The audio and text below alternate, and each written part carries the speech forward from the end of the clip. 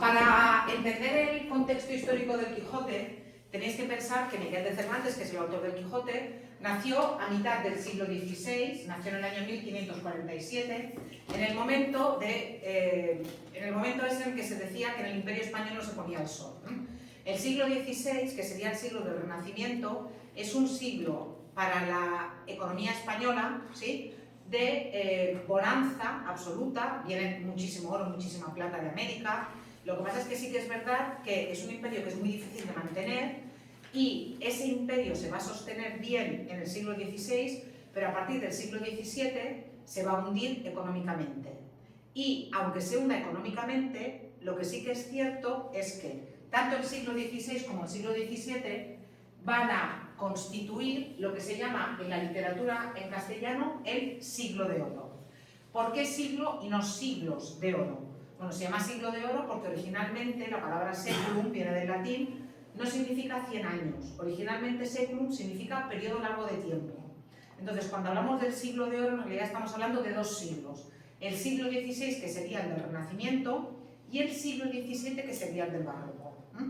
Como os digo, el siglo XVI sería un momento de auge económico, el siglo XVII sería un momento de crisis económica, política, social, a prácticamente todos los niveles, excepto en el nivel artístico, que tanto el siglo XVI como el XVII constituyen ese momento de esplendor de las artes para España. Porque yo solamente os voy a hablar de literatura, pero pensad también que es la época de Zurbarán, del Greco, es la época en que se construye el Escorial, y evidentemente es la época de los grandes nombres clásicos de la literatura española: Cervantes, Quevedo, Lope de Vega, Garcilaso de la Vega. Estoy ahora mezclando un poco autores del XVI y del XVII, pero por eso cuando hablamos de siglo de oro, estamos hablando de ese momento histórico de máximo esplendor de la literatura en castellano. ¿Y qué va a ocurrir con Cervantes? Bueno, pues con Cervantes va a ocurrir una cosa muy curiosa. Miguel de Cervantes muere en 1616 y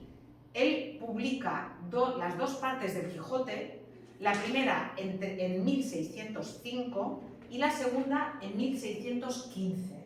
Y todavía, después de haber publicado la segunda parte del Quijote, le da tiempo a escribir otra novela que será publicada póstumamente, O sea, él está escribiendo hasta prácticamente el día de su muerte.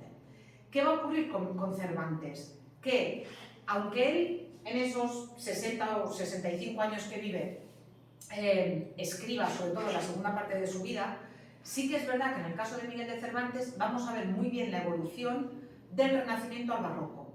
Vamos a ver cómo las primeras obras de Cervantes son más idealistas, son más optimistas, son esas obras que responden a ese momento de auge social y económico del Imperio Español, también a un momento personal de Cervantes en el que él cree que las cosas le pueden ir bien y que, en fin, que va a prosperar en la vida. Luego veremos también de qué manera eso también se acaba.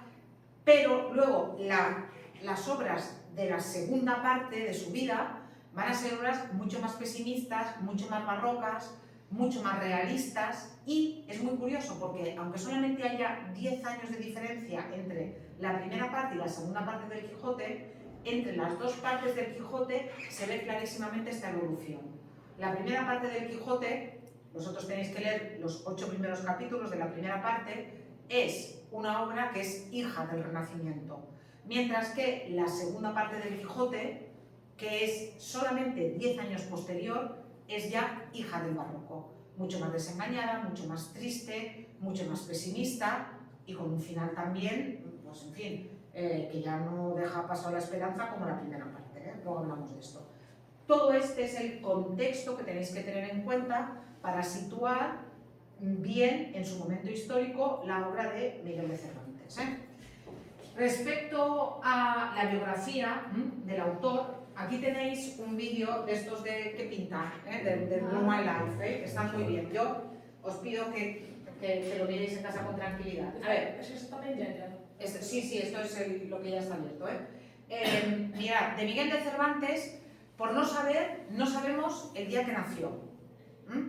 Se sospecha que probablemente naciera el día 29 de septiembre, del año 1547. ¿Por qué? Porque lo bautizaron el 9 de octubre y le pusieron Miguel, que además era un nombre que no había en su familia. Entonces, hubo unos años en los que, cuando ya se había puesto el nombre de la madre y del padre y del abuelo y de no sé qué, al hijo que venía después le ponían el nombre del día, del santo del día. Entonces, el hecho de que a él lo bautizaran, en aquella época pensar que bautizaban a los niños muy pronto, porque como había tantísima mortalidad infantil, los bautizaban enseguida. Y es más, también de ahí viene la figura de la madrina y del padrino, porque normalmente la madre, como los bautizaban enseguida, no iba la madre a la iglesia con el niño, sino que los llevaba la madrina para bautizar. La cuestión es que como a él lo bautizan el día 9 de octubre, se cree que nació el 29 de septiembre, pero no se está muy seguro. Igual que se supone que está enterrado en el convento de las Trinitarias de Madrid, en el barrio de las Letras en Madrid, muy cerca de la casa donde él vivió, pero tampoco se encontraron sus huesos. Hace unos años se hizo un intento de encontrar sus huesos y no se sabe si en algún momento se exhumó el cadáver y aquello se mezcló, pero bueno, que al final terminaron por no encontrar los huesos de Cervantes. Entonces, no sabemos dónde está enterrado, ni sabemos tampoco el día en que nació, pero bueno, en cualquier caso, lo que sí que sabemos es que nació en Alcalá de Henares, allí pasó sus primeros años, también con su familia vivió en Valladolid, en Madrid, también en diferentes ciudades andaluzas, y lo que no sabemos es por qué razón en un momento dado desaparece de Madrid. Hay diferentes versiones, que si mató a un hombre, que si se metió en un lío, que si... Hay diferentes versiones, no está muy claro, pero de repente lo encontramos en Roma al servicio de un cardenal, del cardenal Acquaviva, y además ya se va a enrolar en el ejército español y va a ir a la batalla de Lepanto. Vosotros sabéis que la batalla de Lepanto, no se lo han explicado en historia, fue la santa alianza que hicieron las potencias europeas occidentales para parar a los turcos. ¿Os acordáis cuando habíamos hablado de la caída de Constantinopla y de que Constantinopla había caído en manos de los turcos y que eso supuso el final de la Edad Media, que poníamos como dos fechas? Bueno, pues los turcos continuaron avanzando por el Mediterráneo y por Europa, y de hecho, cuando se forma esta santa alianza para luchar contra los turcos están ya a la puerta de Venecia, perdonad, de Viena. Entonces nada, se monta una gran armada y en Lepanto, que es una ciudad griega, enfrente de las costas de esta ciudad hay una gran batalla entre las tropas turcas y las tropas el Vaticano, Francia, España, Inglaterra, bueno, y ganan esas tropas europeas y frenan el avance de los turcos. ¿Por qué os cuento todo esto? Pues porque Miguel de Cervantes lucha en esa batalla, le pegan un tiro y pierde, en aquella época ya había arcabuces y cosas de estas, y pierde la movilidad del brazo. Y por eso le van a llamar el manco de Lepanto, aunque no era manco, o sea, no le cortaron el brazo, sino que perdió la movilidad del brazo. ¿Y qué ocurre? Que como él ha servido muy bien en el ejército, le han hecho muchas cartas de recomendación, de esas que se hacían en aquellos años, y él lleva encima unos documentos con muchas firmas y con muchos sellos y mucha floritura, y cuando está volviendo de Lepanto, los piratas berberiscos del norte de África, estos mismos que luego venían a Mallorca, Pollensa, Sóller, a Calviá, estos mismos piratas apresan el barco en el que Cervantes vuelve a España, y cuando lo cogen le encuentran todos esos documentos encima y piensan que es un noble y piensan que es alguien que tiene mucho dinero. Entonces, ¿qué hacen? Se lo llevan a una prisión en Argel y piden un rescate estratosférico a su familia, que no puede hacer frente porque no viene de una familia rica, Miguel de Cervantes. ¿Qué pasa? Que está 5 años preso en Argel. Intenta escaparse unas cuantas veces, lo pillan siempre, y hasta el cabo de 5 años no logra salir de allí, y logra salir porque los monjes trinitarios consiguen una parte del rescate y además consiguen cambiarse por él. La orden de los trinitarios nació para rescatar personas que estaban secuestradas o esclavizadas en el norte de África, y lo que hacían era eso, pedían limosna o iban, pues eso, pidiendo dinero para conseguir el rescate, y cuando tenían una parte del rescate se cambiaban además por la persona. Entonces se va un monje trinitario allí con el rescate y se queda en el lugar de Cervantes hasta que luego su compañía consigue dinero para volver a sacar al monje, ¿sí? Y por eso Miguel de Cervantes está siempre tan agradecido a los monjes trinitarios, y por eso él pide cuando muere, cuando está a punto de morir, que lo entierren en el convento este que los trinitarios tienen en Madrid, ¿eh? Por eso está enterrado allí, porque se cambiaron por allí. ¿Qué pasa? Que cuando él vuelve a España 5 años después, el país ha cambiado. Y él, que iba a venir a España en una muy buena situación, recomendado para que le dieran un buen puesto y todo eso, claro, 5 años después, primero, la situación económica del país ha cambiado, empieza ya ese declive, esa crisis, y segundo, ya nadie se acuerda de él, ya nadie se acuerda de la batalla de Lepanto, y esas cartas de recomendación que él llevaba ya no sirven de nada, y se encuentra en una situación económica muy delicada.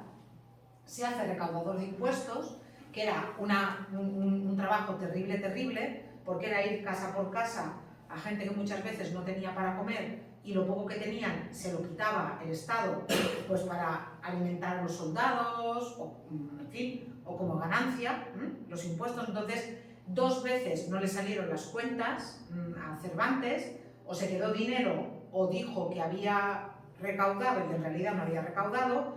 La cuestión es que acaba en la cárcel. Y en la cárcel es donde él parece, según cuentan en el prólogo, que es donde tiene la idea de escribir el Quijote. Yo cuando yo era pequeña había una serie que era de dibujos animados, que era Sancho, Quijote, Sancho, y salía Cervantes como escribiendo el Quijote en una celda. No fue así, pero parece que la idea del Quijote sí que salió de esa primera vez que estuvo en la cárcel. Luego estuvo otra vez en la cárcel porque, bueno, tenía una hermana de una vida un poco licenciosa, en fin, era prostituta, y, en fin, apareció un hombre muerto allí en casa de Cervantes relacionado con su hermana, y le imputaron el delito a él. Al final no, salió también de la cárcel, pero bueno, en fin, que tuvo una vida bastante azarosa, bastante desgraciada, se casó además muy tarde, el matrimonio no fue muy bien, tuvo solamente una hija, y eso también es muy curioso, porque cuando uno lee el Quijote y cuando uno lee otras obras de Cervantes, Cervantes tenía un punto de vista que hoy en día diríamos feminista, dentro del feminismo que, en fin, que existía en el siglo XVI y en el siglo XVII en España. El hecho de que él viviera con su hermana, con su hija, cuando su mujer lo abandonó, y también con su mujer, es verdad que le da un punto de vista. Hay muchas mujeres en la obra de Cervantes que reivindican poder elegir al marido, tener libertad, no casarse si no quieren casarse. Las hay incluso que dejan la vida que tienen para irse a vivir al campo allí porque prefieren cuidar a las cabras y ser libres que estar sometidas a un hombre o a un padre. Y es verdad eso, que tiene un punto de vista, ya os digo, feminista para lo que era el feminismo en aquella época, ¿eh?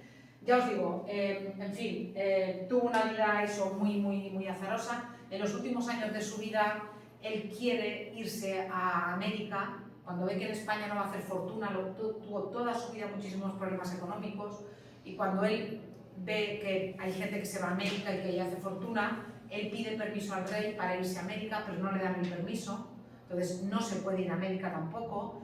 Y en fin, los últimos años de su vida la verdad es que son bastante tristes, porque él sí que ve que el Quijote tiene éxito, pero no ve el éxito del Quijote posterior. En su momento, él malvende la primera parte del Quijote, porque pensad que en aquellos años no había derechos de autor. En aquellos años, cuando tú vendías el libro, lo vendías y el que hacía dinero era el editor, pero si luego el editor vendía 3.000 o 4.000 o 5.000 ejemplares, a ti no te daban nada, porque tú ya habías vendido la obra. Él malvende la primera parte del Quijote y no llega a ver el éxito de la segunda parte, porque, como ya os digo, lo publica en 1615 y muere en 1616. Pero aunque no vea el éxito de lo que después fue el Quijote, él sí que es consciente de que ha escrito una obra maestra. Cuando él escribe el Quijote, él sabe que ha escrito una obra maestra, ¿no? No sabe. Pero ya os digo, bueno, tenéis aquí lo del Draw My Life, y si veis el vídeo este largo, que tenéis puesto en en el inicio de la página, allí también se explica muy bien sus circunstancias personales y lo va uniendo con las obras que escribe. Entonces, yo os aconsejo que lo miréis. Curiosidad. Muere el 23 de abril de 1616. Por eso se celebra el Día del Libro. El 23 de abril se celebra el Día del Libro porque la UNESCO, cuando quiso poner un día para celebrar el Día del Libro, buscó una fecha que fuera significativa. Y resulta que el 23 de abril de 1616 murieron Miguel de Cervantes y William Shakespeare. Los dos murieron la misma fecha, pero no el mismo día. ¿Por qué? Porque resulta que, ¿sabéis lo del año bisiesto? ¿Vale? Vale, pues todavía no se había puesto el calendario aquí con lo del año bisiesto. Entonces, aunque pusiera 23 de abril de 1616 en Inglaterra y 23 de abril de 1616 aquí, en realidad murieron con 15 días de diferencia, Shakespeare y Cervantes, pero oficialmente 23 de abril de 1616 los dos. Y por eso se celebra el Día del Libro justamente el 23 de abril del 16. Bueno, el 23 de abril, perdón, no del 16 sino el 23 de abril. Venga, la personalidad de Cervantes. Bueno, como os he dicho, él vive entre dos mundos, entre el mundo optimista del Renacimiento y el pesimismo y la crisis de la época del Barroco. Y eso se ve muy bien también por la circunstancia vital que le tocó vivir del cautiverio. Esos 5 años en Argel lo marcaron muchísimo a Cervantes, porque allí lo pasó realmente mal. Y además pensad que él, antes de irse a Argel, respondía al ideal del hombre renacentista, que se decía que tenía que ser un cortesano que con una mano cogiera la espada y con la otra la pluma. Es una licencia poética, evidentemente. Si uno escribe y lucha con la misma mano, no escribe con una y lucha con la otra. Pero el hombre ideal del Renacimiento era ese, el que era hombre de armas y a la vez hombre de letras. Y Cervantes corresponde a ese modelo, al que corresponde también, por ejemplo, Garcilaso de la Vega y Lope de Vega, el autor de teatro español, el más célebre, que era contemporáneo de Cervantes, y se odiaban a muerte. Se odiaban a muerte. De hecho, todo el prólogo del Quijote es una crítica directa a Lope de Vega. Se odiaban. Ya os explicaré también por qué. Tras el cautiverio, pues cambia completamente. Aquí tenéis lo del vídeo, que tenéis también aquí el enlace, es el mismo vídeo.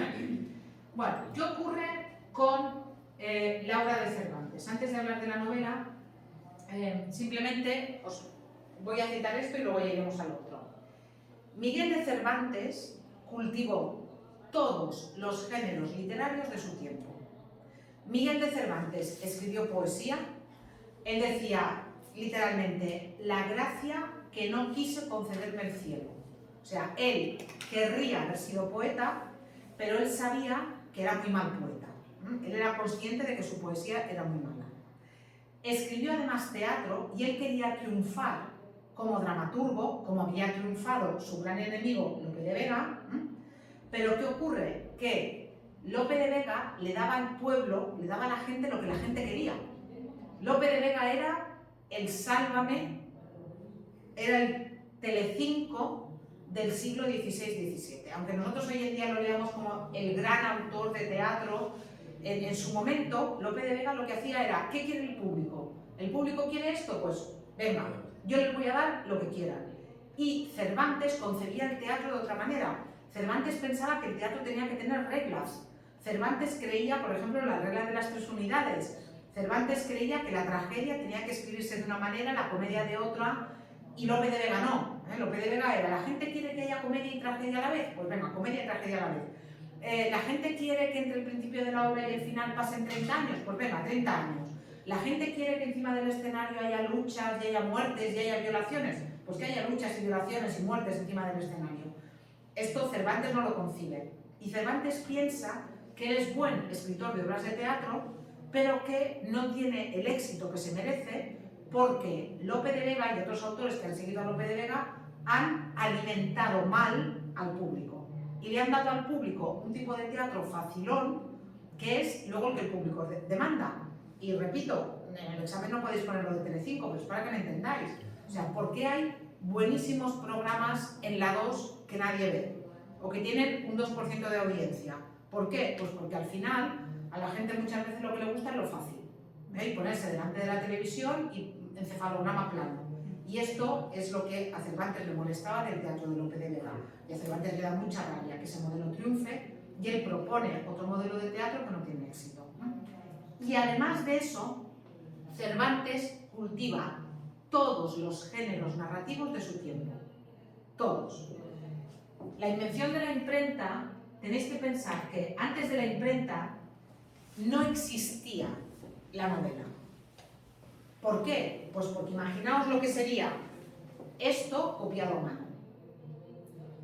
Tenéis que pensar que la imprenta es el invento que consigue que la novela sea el gran género literario que soy. Imaginaos que tuviéramos que copiar a mano, pues esto, las 1000 y pico páginas del Quijote. No sería viable, pero cuando se inventa la imprenta, la novela, que no existió durante la Edad Media, va a empezar a ser el género que es hoy en día, el género rey. Hoy el que lee novelas. Si vosotros leéis en casa, a lo mejor algún despistado lee algo de poesía, algún despistado lee un ensayo, pero la gente lo que lee son novelas. Y cuando se mira la lista de los libros más vendidos, lo que hay es narrativa. Pero esto, repito, solamente se consigue con la invención de la imprenta. Y con la invención de la imprenta, como además los libros van a ser más baratos, se va a ampliar el público, va a haber más gente que va a tener interés en leer y, por ejemplo, se van a incorporar también las mujeres a la lectura. Y se van a crear diferentes subgéneros de novela dedicados pues, a un tipo de público que busca más aventuras, a un tipo de público que busca más historias amorosas, a un tipo de público que busca, pues eso, a un tipo de público que tiene intereses diferentes. Y durante el siglo XVI y durante el siglo XVII en España nos encontramos con estos subgéneros: la novela pastoril, la novela morisca, la novela bizantina, la novela picaresca, a lo mejor os suena de El Lazarillo de Tormes, la novela corta italiana como las del Decamerón, para entendernos, novelas como las del Decamerón, y los libros de caballerías. No voy a entrar en cada una de estos tipos de novela, pero sí tenéis que saber que Cervantes los cultivó todos. Cervantes tiene una novela pastoril, que es La Galatea, que además es muy curiosa porque es una novela que no acaba. En la novela pastoril siempre hay pastores y pastoras que por alguna razón, no son ni pastores ni pastoras, son nobles o ricos o burgueses, que por alguna razón han abandonado la corte o han abandonado sus palacios o sus mansiones y se han ido a vivir al campo. Y en teoría se dedican a cuidar a las ovejas, pero lo que se dedican es a ligar con el pastor de al lado o con la pastora de al lado. Bueno, pues en la Galatea nos encontramos a 4 pastores y a 4 pastoras que están enamorados, pero no entre sí. Es decir, este pastor está enamorado de esta pastora de este pastor de esta pastora, y así los 8. Y cuando llegas al final de la novela, no se ha solucionado nada. Y Cervantes promete que va a escribir una segunda parte de la Galatea que nunca escribe. ¿Por qué? Porque es un género muy idealista, es un género muy del Renacimiento. Y cuando Cervantes va evolucionando en su vida, luego ya no tiene sentido que escriba la segunda parte de la Galatea. Pero durante toda su vida tenía en mente, porque no acaba. No acaba. Y tú llegas al final de la novela, a mí me la hicieron leer en la carrera, y llegas al final de la novela y dices, espera, ¿qué ha pasado? ¿Qué ha pasado? No, pues nada, que no acaba, Cervantes también escribe novela morisca. ¿Qué eran las novelas moriscas? Eran novelas en las que nos encontrábamos con amores entre cristianos o cristianas y musulmanes o musulmanas situadas normalmente en la época de la Reconquista, en la época de la conquista de la península ibérica. Vale, Cervantes lo cultiva también, cultiva el género morisco. Dentro del Quijote, de la primera parte del Quijote, hay una novela corta que es una novela morisca. Cervantes también cultiva la novela bizantina, que eran novelas de aventuras, que más o menos siempre tenían la misma estructura. Una pareja de enamorados que, justo cuando se van a casar, son separados por la fuerza y se buscan durante 800 páginas o durante 500 páginas hasta que al final se encuentran y se casan. Pero mientras les ha pasado de todo y han viajado y los han secuestrado y en fin, todo lo que os imagináis y un poco más. Y al final sí, al final se... Bueno, pues la última novela que Cervantes no publica, porque se publica póstumamente, que es Los trabajos de Prisciles y Segismunda, es una novela bizantina, la última novela de Cervantes. Cervantes cultiva la novela picaresca y es muy curioso porque Cervantes tiene una novela picaresca en la que ese niño, que es en el Lazarillo de Tormes, el niño que va pasando por diferentes amos, no es un niño, es un perro. Es un perro que va pasando por diferentes amos, pero es una novela picaresca. Él coge las convenciones de la novela picaresca y las lleva un paso más allá, a través de eso, de un perro. Cervantes tiene novelas cortas italianas a imitación del Decamerón. Por ejemplo, en la primera parte del Quijote tiene una novela que se llama El curioso impertinente, que es una de estas novelas. Y de hecho, Cervantes tiene un conjunto de novelas que él llama las novelas, lo que decir tan rápido, novelas ejemplares, que son novelas a imitación de las del Decamerón, a imitación, siguiendo el modelo del Decamerón. Cervantes tiene, o no, un libro de caballerías, que es este. Claro, esto no es exactamente un libro de caballerías, es una parodia de un libro de caballerías. Pero ¿qué hace Cervantes? Parte de los libros de caballerías. ¿Y qué eran los libros de caballerías? Pues los libros de caballerías, o el libro de caballería, o novela de caballería. Cervantes no se refiere a novelas de caballerías, Cervantes los llama libros de caballerías. Por cierto, esa fue pregunta del examen en marzo de 2022. Los tres términos de definición era libro de caballerías. Uno era este, el otro era Miguel de Cervantes y el otro era Sancho Panza. O sea, preguntaban por el Quijote el año pasado, ¿eh? Vale, pues el libro de caballerías o novela de caballerías es una narración idealista. De todos los géneros que tenéis arriba, hay géneros que son realistas, por ejemplo la novela picaresca, pero hay géneros que son idealistas. Idealistas, nosotros hoy en día diríamos que son géneros fantásticos, ¿no? Que son géneros inverosímiles. Por ejemplo, la novela pastoril. Que haya 8 nobles que se han retirado de la corte y se han dedicado a cuidar ovejas, eso completamente imposible. O también sería un género idealista la novela morisca. Bueno, la cuestión es que las novelas de caballerías eran géneros idealistas. Es un género que empieza a finales del siglo XIV, pero que vive su verdadero boom en el siglo XV. ¿Con qué? Con la invención de la imprenta. A partir de la invención de la imprenta empiezan a escribirse novelas de caballerías. Y es un género que empieza a decaer en la segunda mitad del siglo XVI y que recibe el golpe definitivo con la publicación del Quijote. Pero cuando Cervantes publica el Quijote, la novela de caballerías ya está en decadencia. Os voy a poner un ejemplo muy tonto, pero también para que lo entendáis. Vosotros sabéis lo de las 50 sombras de Grey, ¿verdad? Seguro que habéis oído hablar. Bueno, pues después de 50 sombras de Grey salieron tropecientas novelas siguiendo el mismo esquema.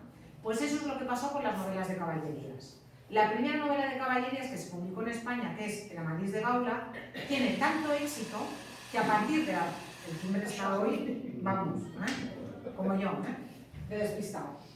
A partir del Amadís de Gaula se van a escribir muchísimas novelas de caballerías, pero igual que pasa con cualquier género, pero también con las películas de terror. A lo mejor Viernes 13, la primera parte, era buena, pero Viernes 13, parte novena, es horrorosa.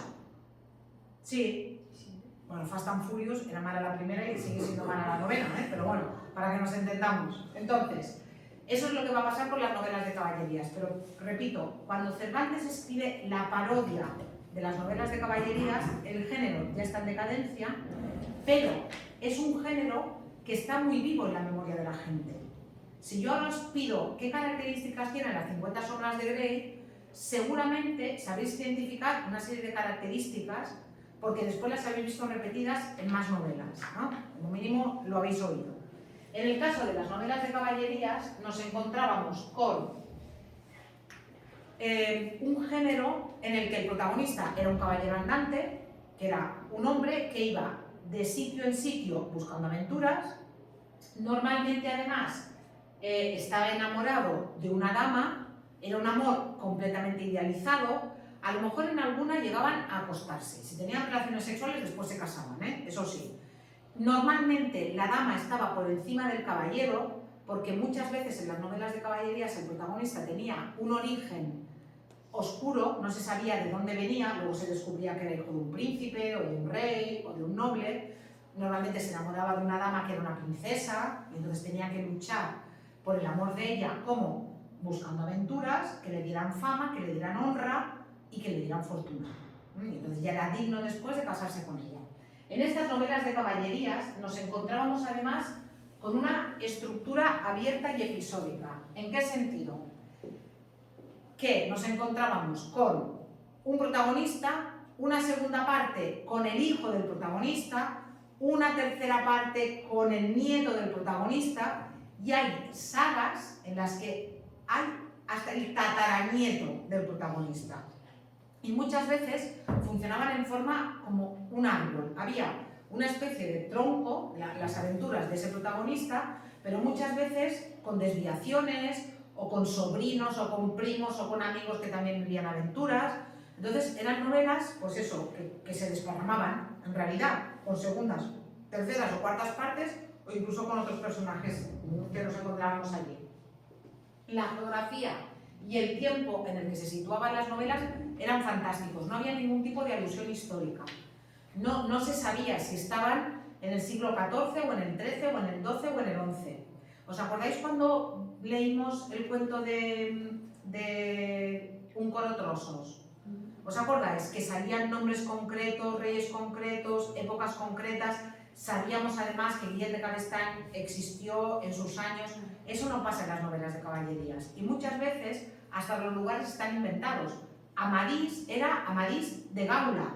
Gaula no existe, es un territorio fantástico. ¿Qué ocurre? Que después, cuando Cervantes escribe Don Quijote, ¿qué hace? Amadís de Gaula, Don Quijote de la Mancha. Y pone el lugar más ridículo que puede pensar para situar un caballero andante. A lo mejor si hubiera sido Don Quijote de Valladolid, hubiera sonado mejor, pero claro, Don Quijote de la Mancha es que era completamente absurdo, pero él sigue el modelo, ese. En las novelas de caballerías, además, hay una cosa muy curiosa, y es que es un género no realista. ¿En qué sentido? En que hay encantamientos, hay magos, hay pócimas. En realidad, las novelas estas artúricas del rey Arturo, suena Merlín, Morgana, son la base de la novela de caballerías, los caballeros de la mesa redonda y todo aquello. Entonces hay encantamientos, hay dragones, hay gigantes. Por eso, cuando Don Quijote pasea por la Mancha y ve molinos, él no ve molinos, él ve gigantes. ¿Por qué? Porque ha leído tantas novelas de caballerías, que se ha vuelto loco por leer tantas novelas de caballerías, que en realidad su mente no ve la realidad. Su mente está mediatizada por la literatura, por lo que él ha leído.